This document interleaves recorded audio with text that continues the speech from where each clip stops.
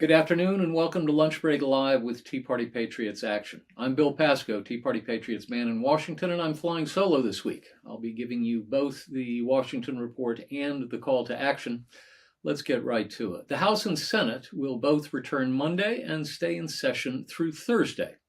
Last week in the House was in recess. This week in the House returns today with the first vote set for 6:30 p.m.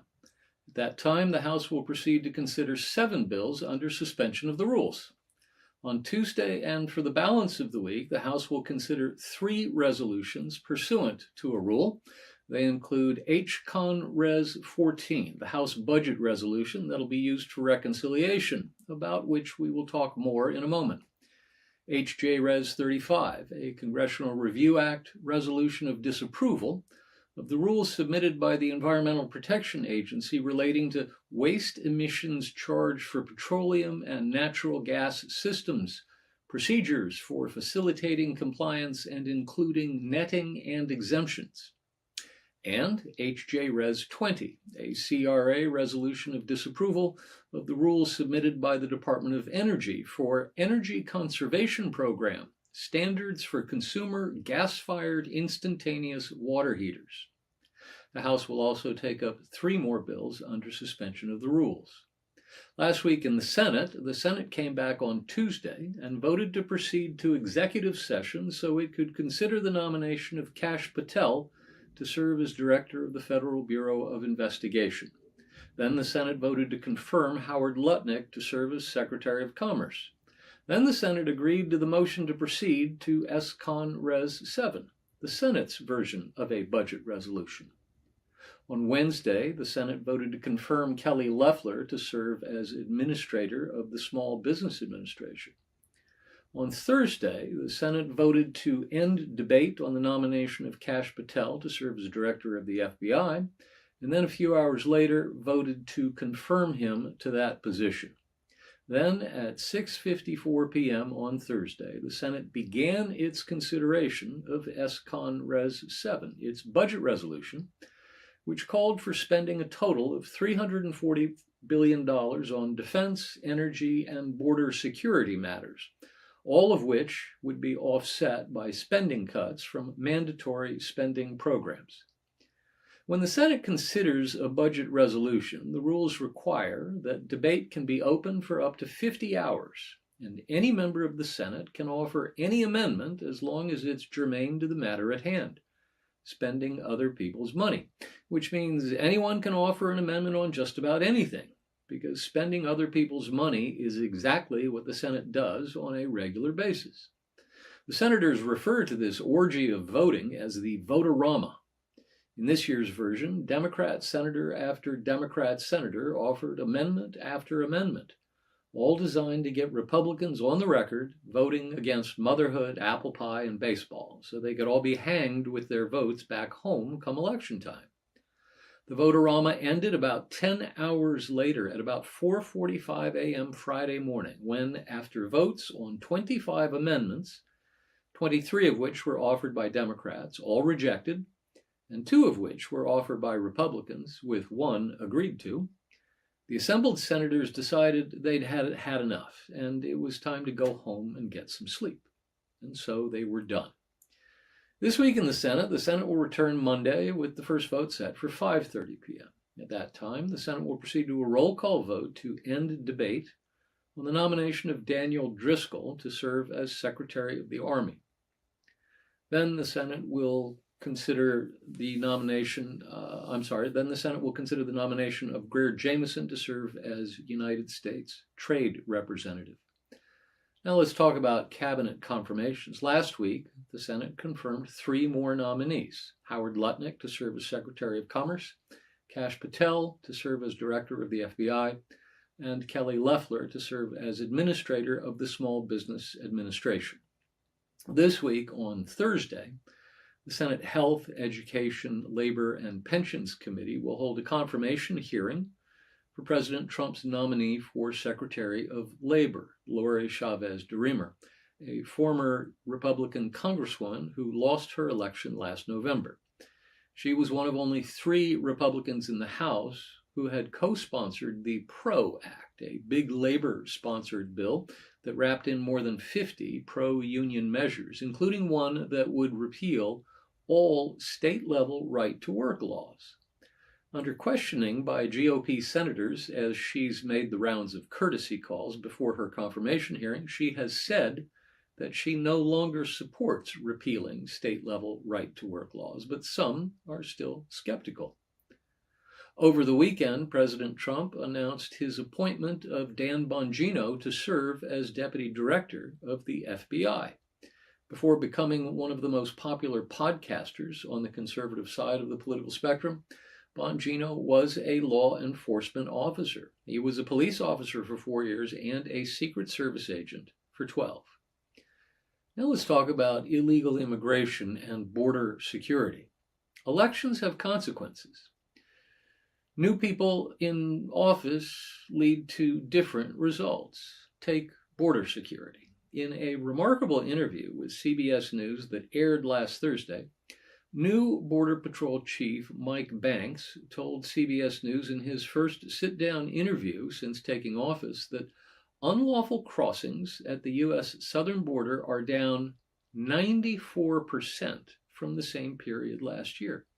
Over the past week, he said, Border Patrol agents apprehended an average of 285 illegal immigrants per day, compared to approximately 4,800 per day a year ago. Now let's talk about government spending. While all attention in Congress is focused on possible reconciliation bills, about which we'll talk more in a moment, there's another clock ticking. Government funding runs out on March 14, which is just 18 days away. So far, top appropriators in both houses of Congress, they're called the Four Corners on Capitol Hill because they are the four top appropriators in the two houses, they haven't yet come to an agreement on top-line spending numbers. Without an agreement on the top lines, the individual appropriations subcommittee chairs, the so-called College of Cardinals, cannot begin to do their work, drafting the individual subcommittees' portions of the overall spending bill. The problem, it appears, isn't so much the numbers, but what goes along with them. Given President Trump's aggressive posture on spending money that's been appropriated by the Congress, that is, he's looking for ways to not spend all the money the Congress has appropriated, Democrat appropriators in both House and Senate are adamant that they write into the appropriations legislation provisions that would ensure that the president actually spend all the money that's appropriated. Their Republican counterparts don't agree and don't think this is a significant thing. Stay tuned, 18 days and counting. Now let's talk about DOGE moving to shrink government, week 4. MAGA is fired up. President Trump is fired up. Over the weekend, President Trump put out a truth saying he wishes Elon Musk would be more aggressive. And Musk responded by having an email sent out all over the government telling its employees that they have until Monday evening, that is tonight, at 11:59 p.m., that is 48 hours, to respond with 5 bullet points explaining what they did last week. And failure to respond would be interpreted as a resignation. Not surprisingly, the dominant media and Democrats on Capitol Hill went into immediate freak-out mode.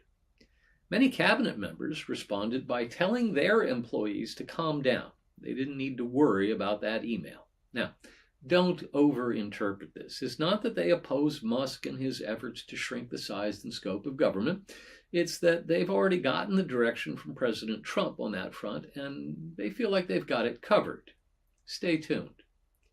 Now, finally, let's talk about reconciliation action.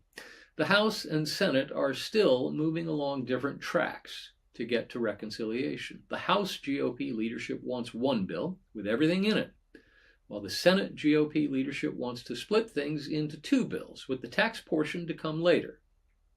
On Wednesday morning of last week, President Trump weighed in again, releasing a statement on Truth Social that made clear to everyone that he prefers the House Republican leadership's one big, beautiful bill strategy. That did not settle the question. The Senate GOP leadership continued with its plan to pass two bills. So, as we discussed a moment ago, on Thursday evening of last week, the Senate took up the budget resolution and gave everyone a chance to whack at it with amendments. The resolution survived and passed and is now ready for consideration in the House. But the House GOP leadership has already said it will not consider the Senate GOP budget resolution. Instead, the House will take up its own budget resolution this week. And if it passes, the leadership will have a few options. First, the Senate could simply take the House budget resolution and put it on the floor of the Senate and jam it through. There are 53 Republican senators, so they should be able to do this with little problem. Or, if they want, they could set up a formal conference committee and work to bridge the gaps between the two resolutions.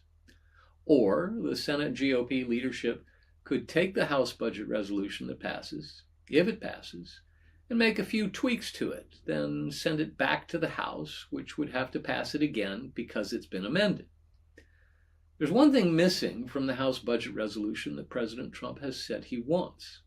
The House budget resolution, as it's written now, does not make permanent the 2017 tax cuts. As it's written now, it only gives the House Ways and Means Committee $4.5 trillion in room to play. But the chairman of the Ways and Means Committee, Jason Smith, says that's not enough room to make the 2017 tax cuts permanent and do the other things President Trump has said he wants. Smith says that to do all that, he'd need another $1 trillion in room, or a total of about $5.5 trillion. That's going to be a hard maneuver. There's something else to keep an eye on. As the House budget resolution is now written, it calls on the Energy and Commerce Committee to come up with $880 billion in spending cuts over the next decade. The Energy and Commerce Committee is likely to use Medicaid as a place to make those cuts. That means anyone who votes for the budget resolution as it's now written is going to be vulnerable to Democrat advertising that says he voted to cut Medicaid by almost $1 trillion. That may make some battleground district Republicans feel a little queasy about voting to pass this budget resolution. But here's the thing. It's not like being one of the few Republicans who votes against the budget resolution because of the impact the implied Medicaid cuts is going to keep you from being hit by Democrat advertising. They're going to launch advertising against House Republicans in battleground districts, and they're going to say Republicans voted to cut Medicaid regardless of how individual Republican members voted. So you're not going to actually protect yourself by voting against the budget resolution. You're actually going to make life more difficult for yourself because you're going to raise doubts about whether or not you're a solid member of the Trump team. Ultimately, though, with a 218 to 215 majority, it's going to come down to this. Do you want to be the person who prevented the Trump agenda from moving forward in the House? If all the Republicans in the House stay together and vote for the budget resolution, it'll pass. But if even two of them don't vote for it, it'll fail. And here's an even stronger argument that will be deployed, but which you may not hear a lot about. It's not about sticking with Trump. It's about making sure that the House of Lords doesn't control things.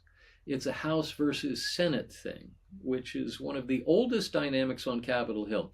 It makes no difference which house. It's just an institutional thing. The House doesn't want the Senate to have the upper hand, and the Senate doesn't want the House to have the upper hand. And in this case, the House GOP leadership will quietly whisper into the ears of their members that you don't want the Senate to have the upper hand. Now, do you? The current plan is for the House to take up the budget resolution on Tuesday evening. Stay tuned.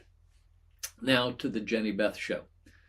Episode 107 of the Jenny Beth Show dropped last Wednesday, featuring Jenny Beth's discussion with Steve Malloy, who created junkscience.com way back in 1996 and has been fighting to expose bad science ever since. Jenny Beth and Steve discuss how the EPA, the UN, and radical environmentalists manipulate science to push their political agenda. Highly recommended. And that's our Washington report for this week. Now for the call to action. This week, we're once again focusing on USAID. You've been reading about it, and I talked about it earlier in this broadcast. Your tax dollars are being wasted. Your tax dollars are going to fund outrageous projects abroad, transgender surgeries on children in Guatemala, a transgender-themed comic book in Peru, promotion of diversity, equity, and inclusion in Serbia's workplaces, and more. Simply put, USAID has not been accountable to Congress, as the Constitution requires. It's time to speak up and let Congress know that Americans want to defund and close USAID permanently. We've put together 2 action pages where you can easily and quickly reach your members of Congress, as well as targeted lists of members, such as committee and subcommittees that handle appropriations for USAID. This way, you can spend 2 minutes of your time to let them know it's time to close the doors at USAID forever. First, go to your Defund and Close USAID action page to contact the relevant U.S. House subcommittee members, the relevant Senate subcommittee members, the congressmen who voted to end funding for USAID previously, and, very importantly, the congressmen who voted to keep fully funding USAID. Second, visit our Align Act campaign, where you can contact your own congressman and your 2 senators to tell them it's time to defund and shut down USAID. Filling out these 2 forms will only require a couple of minutes. Additionally, the most effective way to contact them is by phone. If you can spare another couple of minutes after filling out the forms, which will send your emails, please use the options to call as well. Don't let this opportunity pass by to actually downsize government and make it more accountable to we the people. Take action now. As always, if you want to reach out to us, just send an email to jenny.beth@teapartypatriots.org. That's jenny.beth@teapartypatriots.org. And if you want me to answer a question live on air, just put "for broadcast" in the subject line. Thanks for tuning in. We'll be back next week, same time, same place. Until then, be well and be active.